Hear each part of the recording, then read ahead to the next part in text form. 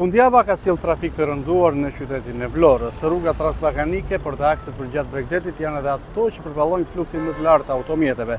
Numri i lartë i pushuesve vendase të huaj të cilët kanë zgjedhur Vlorën për të kaluar fundjavën në qytetin bregdetar ka shtuar ndjeshëm dhe numrin e automjeteve, ndërsa fluksi ndihet pothuajse në gjitha segmentet rrugore të qytetit të Vlorës. Një situatë e cila duket se është përsëritur shpesh gjatë fundjavës të muajit gusht dhe pritet na shoqërojë të paktën deri në fund të këtij muaji.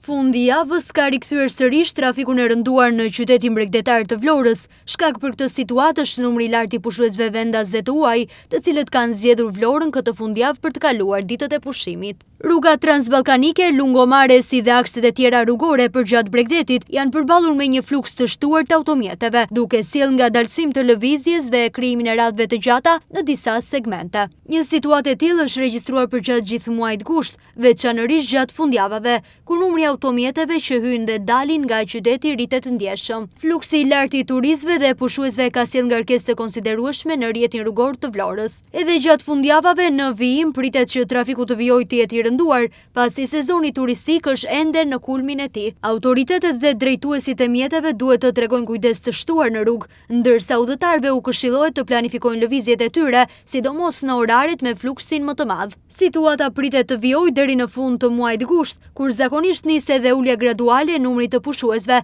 dhe përpasojë ngarkesës në akset kryesore të qytetit bregdetar.